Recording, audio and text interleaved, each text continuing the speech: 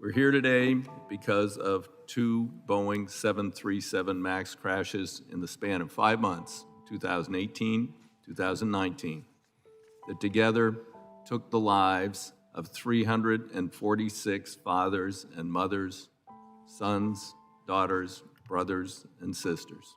The committee's thorough investigation uncovered seriously flawed management decisions and inadequate organizational structures at Boeing and the FAA that are difficult to hear about, but they are necessary to confront.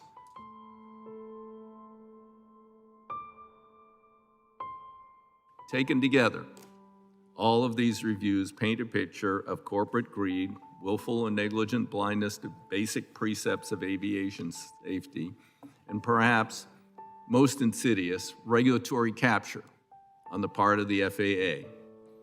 And the Aircraft Certification Reform and Accountability Act is a bipartisan, comprehensive bill to bridge the significant gaps in the current aircraft certification process uncovered by the investigation and uncovered by many others.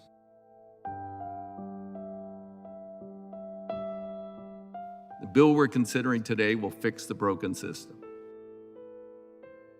And we will do whatever it takes to ensure that other families never have to endure that same loss.